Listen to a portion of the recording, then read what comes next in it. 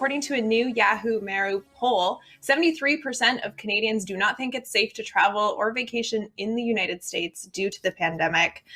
In fact, this comes despite the fact that the federal government has loosened COVID-19 restrictions for travelers.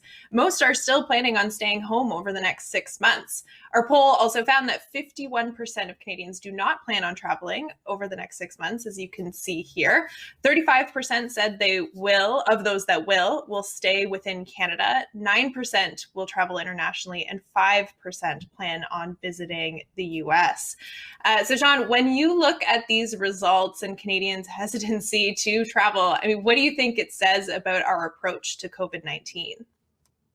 Well, it's just so fascinating. From the very beginning, from the first time I joined you on this show, we talked about, the extent to which public health restrictions were either leading the public or following the public. And fundamentally, it seemed to me at the time, and I think this poll demonstrates this, that, notwithstanding efforts to unwind some of these restrictions and open up our economy and society, there's still a degree of leeriness on the part of Canadians. That is to say, in a lot of ways, Canadians are self-regulating even more than public health restrictions may have at various points.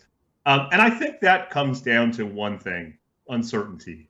Canadians know a little bit about some of these different variants. They're hearing about them on social media and their more mainstream news consumption.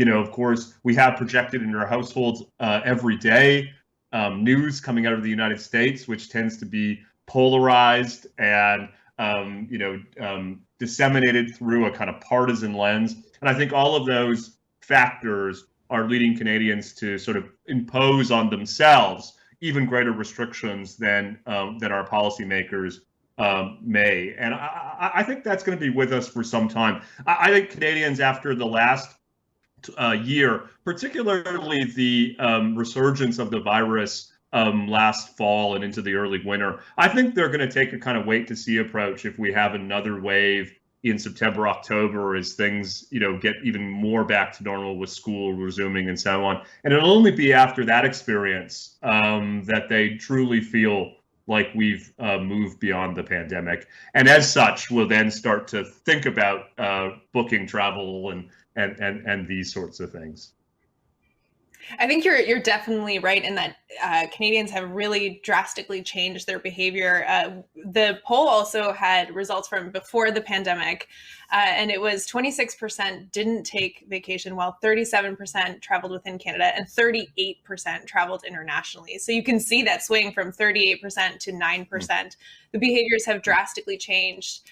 Maru also conducts similar polls in the US. I spoke to their vice president, John Wright, about this, and he said that in the US, the results are essentially the same, that before and after the pandemic, that the travel behavior is still extremely similar, and that Americans haven't changed their habits as much as we have here in Canada.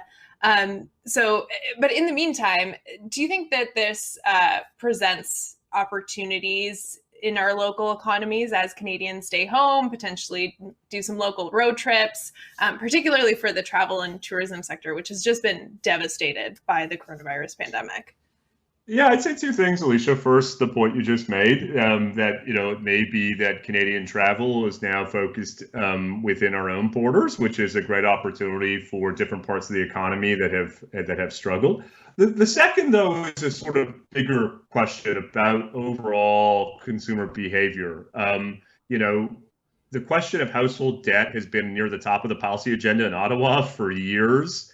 And during the pandemic, in large part because of restrictions on economic activity, we've seen an increase in savings and some repairs to household balance sheets. It's going to be kind of fascinating to see whether people revert back to their pre-pandemic behaviors, which oftentimes involve spending more than was coming in, or whether we'll see just a kind of a greater overall consumer conservatism, which wouldn't necessarily be a bad thing. Higher rates of savings, higher rates of investment, will have consequences in the short term for our economy, but it could have really long-term benefits in terms of higher rates of investment, more stable household finances, which would take pressure off the Bank of Canada, which would, impact federal regulatory policy and various other ways. So, I think just in sum, yes, we'll certainly see more Canadian-based travel, and that is good in various ways. More fundamentally, though, I'm really fascinated to learn, whether this whole experience has, over the long term, changed the way people think about their household budget and their household finances, which would have, kind of major repercussions across our economy.